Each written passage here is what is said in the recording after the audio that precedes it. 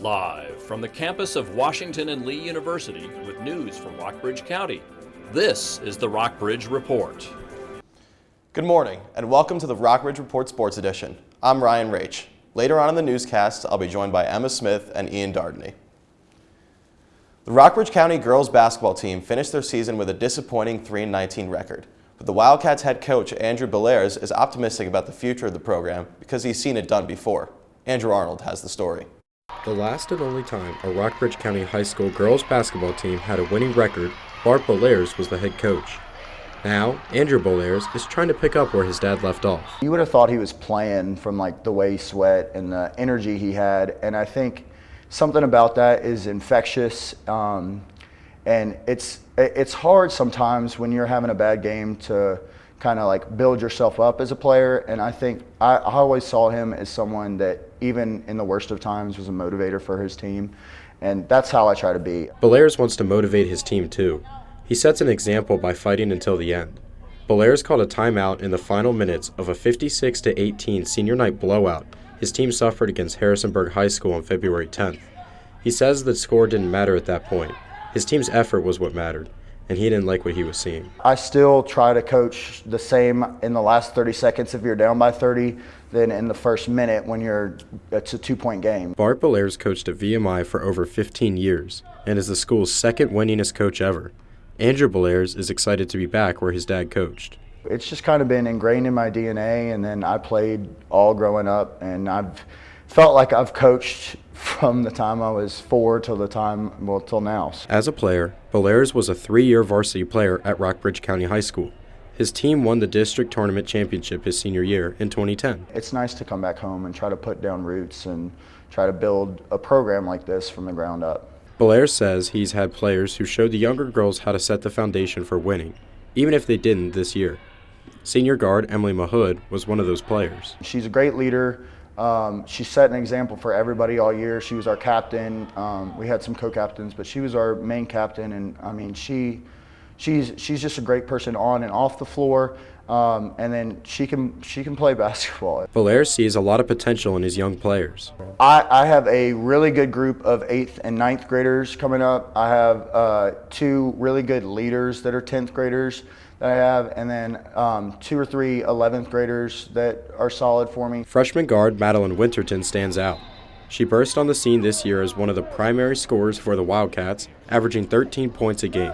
A coach the other day pulled her aside, I think it was after Broadway, and was like, "You are the most unguardable girl in this district." And it's still raw, but I think people see that it's like a bomb about to explode at some point. She's going to be the real deal here in a couple years.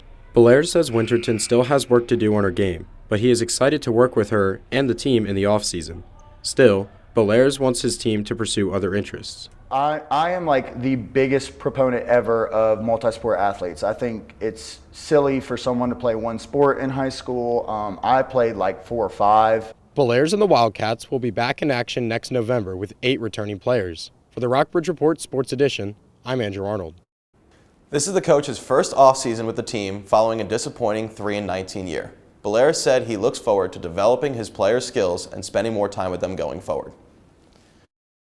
Jack Dontremont has quickly made his mark on the Washington and Lee men's basketball program. I spoke with him to get the story. Jack Dontremont is a bright spot in a tough season for the Washington and Lee men's basketball team. The Generals are 9-6 in conference play, but ranked 4th in the ODAC. Dontremont is making the best of it, though, learning to help his teammates in any way he can. I take pride in doing and being a communicator and trying to keep everybody together on the court and on the bench too. Dontremont says the team's future is in guards Thomas Fagan and Sam Larson and forwards Ford Scott and Zion Durden. Yeah, all 4 of them have done a great job in the locker room, on the practice court, and being there for us during the games. A lot of them are in a unique situation where COVID messed with their senior years of high school, so they're even making a bigger jump than I had to, but they're handling it well. Coach Chris McHugh has turned to Dontremont for the bulk of the offense's production. We're kind of in a unique situation where Coach McHugh played basketball at WNL, so he went through exactly what we're going through on a day-to-day basis, so he's great. I'm a guy to talk to, knows exactly the grind, the academic grind, the basketball grind that we all experience. So just having that connection with him is unique and special, and something that we definitely take advantage of. The Generals lost a key contributor after last season when center Curtis Mitchell graduated. At 6'8", Mitchell was a dominant force in the paint and a focal point of the Generals' offense and defense. Dontremont has stepped up to take on the role as center. I think we pride ourselves, and myself individually, on being able to play pretty positionless, meaning 5 guys in and out, any rotation, just guys that can play and are athletic and can space the floor and shoot and pass and dribble. But yeah, definitely on both ends, offensively and defensively, having to guard bigger guys and spend more time in the paint and be physical and be that inside presence. Dontremont's three-point percentage has jumped from 30% to 40% from last year to this season, but it wasn't a big concern for him. That's kind of always been the base of my game was shooting, and so it's something I'm very comfortable doing that I know I can do well. So with the lower than ideal number last year didn't really worry me too much, and this off season I just stayed at it, do what I normally do, and I think it's back to where I should be this season. Dontremont found his basketball inspiration in his father, who played at Gettysburg College in Pennsylvania.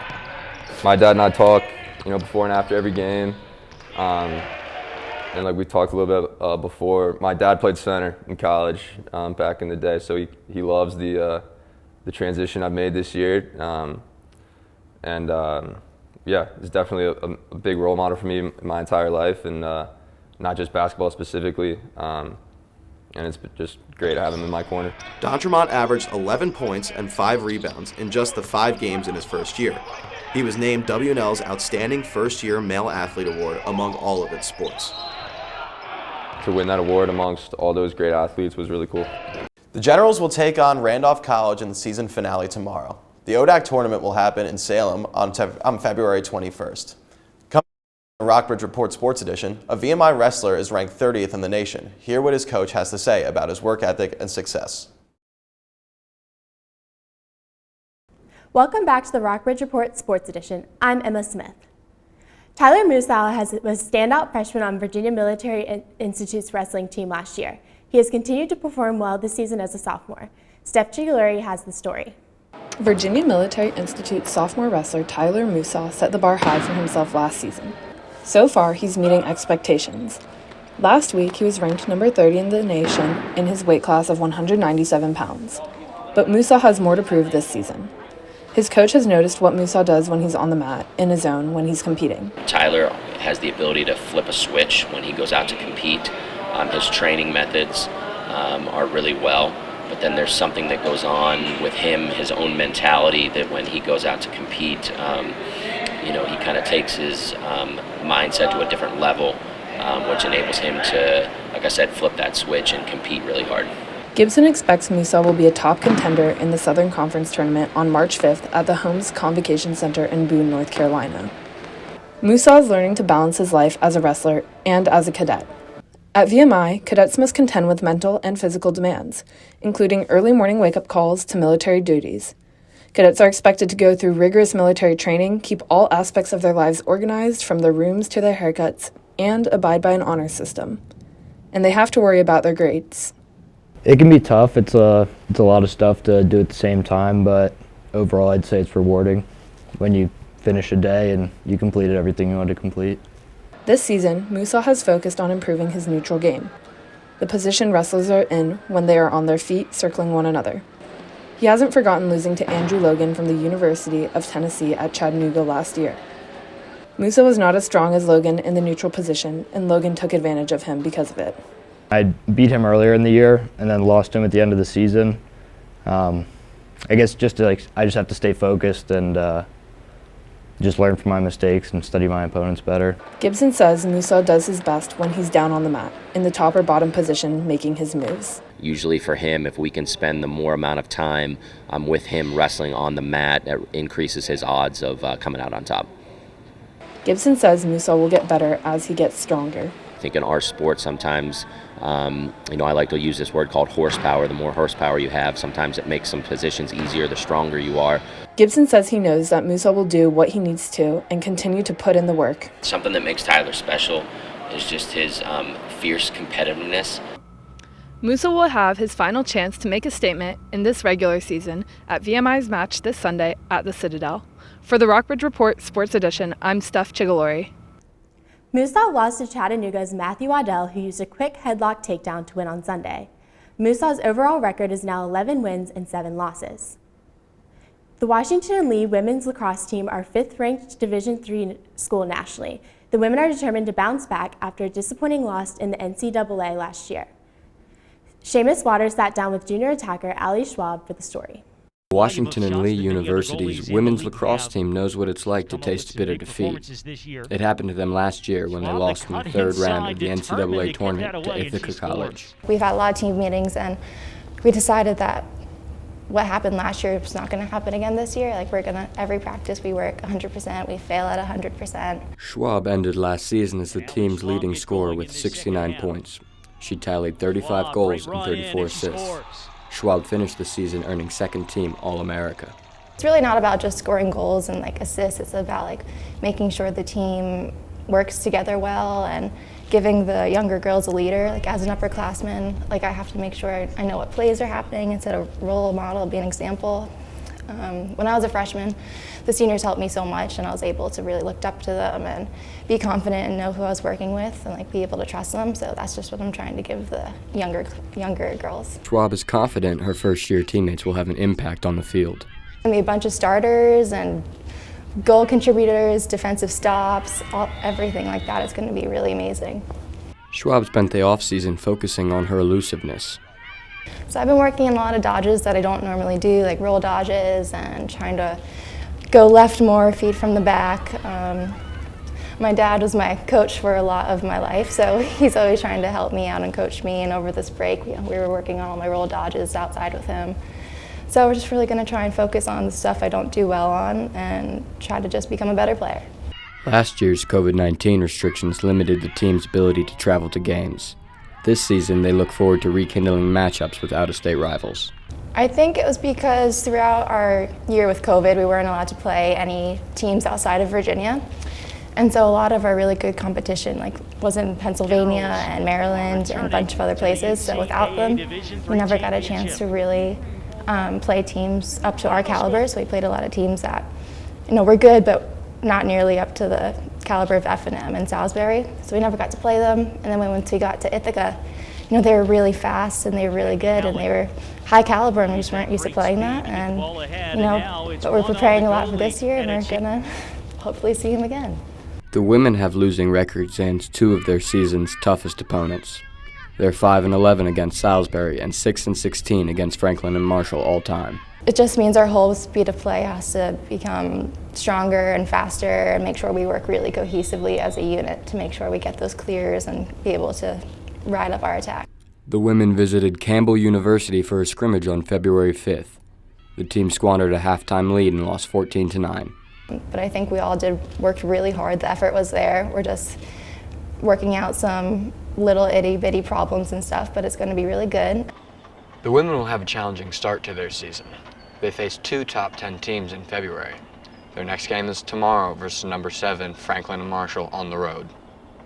With the Rockbridge Report Sports Edition, I'm Seamus Waters. Wednesday against Mary Washington. They don't start conference play until March 15th at home versus Ferrum. One WNL golfer is on track to play in the national championship and maybe even win it all. We'll tell you more when we come back from the break. Welcome back. I'm Ian Dardney. Washington and Lee junior golfer Pierce Robinson is a team captain and a top-ranked golfer in the ODAC. He sat down with Tyler Palisha to talk about his inspirations, his aspirations, and what he's doing each day to keep at the top of his game. Pierce Robinson leads the Washington and Lee golf team into its season this spring with high expectations. He's ranked top 5 in the ODAC. He says he's never forgotten advice he received from 73-time PGA Tour winning golfer Jack Nicklaus. Nicklaus in particular gave me the advice of, and I think this is really good advice, that I should know how to play my game. He said, it doesn't matter how you play golf or how you get that ball in the hole, but as long as you do it the best way you can, it will work well. And that's advice I've really taken to heart. I don't hit the ball very far compared to other collegiate golfers or anything like that, but at the end of the day, I feel like I can get the ball in the hole pretty quickly. Robinson could barely walk when his dad, who had always played the game for leisure, introduced him to golf. So I first started playing golf when I was 2 years old with plastic clubs that my dad bought from Walmart. My dad introduced me, my grandpa helped me along those first few years, and I've played ever since. Robinson idolized Nicklaus and World Golf Hall of Famer Arnold Palmer. His membership in the American Junior Golf Association allowed him to meet his heroes. When he was 16, he met Palmer at a fundraising tournament. And when he was 18, Robinson traveled to West Palm Beach to visit Nicklaus's home. They really showed me, what competitiveness looks like in golf and how I should conduct myself on and off the golf course. Robinson's playing style is unconventional for a collegiate athlete. He relies on precision rather than power. I've never been a long hitter. I've always been more accurate with my clubs, and so I use that. I mean, I try to hit greens, hit a lot more greens than everybody else, and then let my putting, which is fine, also carry me over into a good round. Robinson is a methodical player. He is deliberate about the tools he uses in different situations on the course. It's a controversial decision what my favorite club is. I would say it's my 7-iron.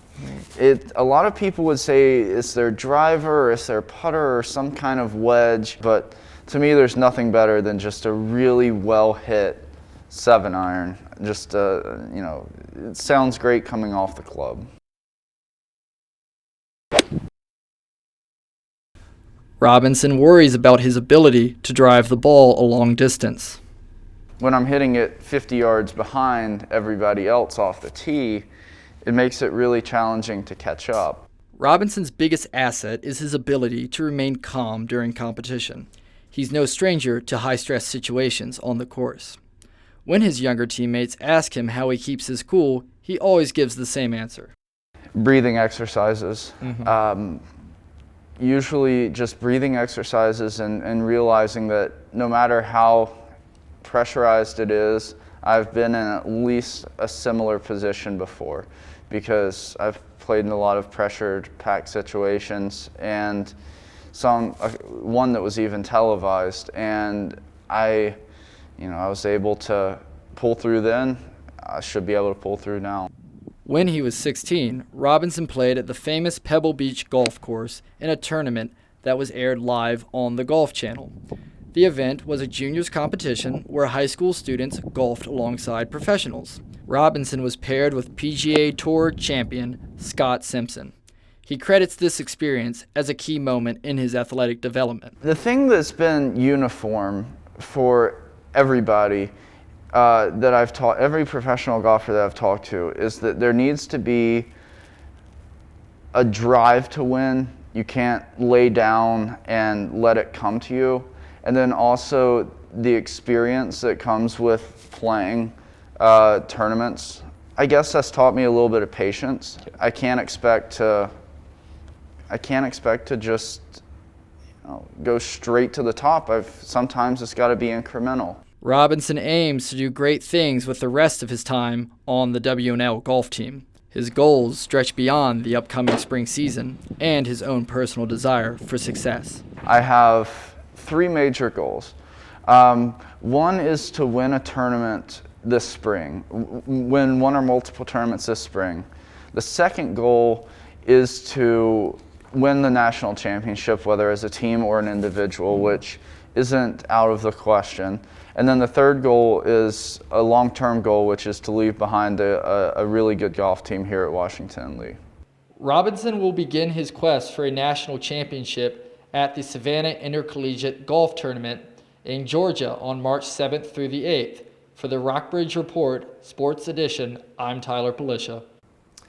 I think I can speak for all of us at the Rockbridge Report when I say that we will tune in to see whether or not Robinson can accomplish his goal of winning the national championship, either with his team or individually. For today's edition of the Rockbridge Report Sports Edition. You can find more sports stories on our website, rockbridgereport.wlu.edu. Thanks for joining us.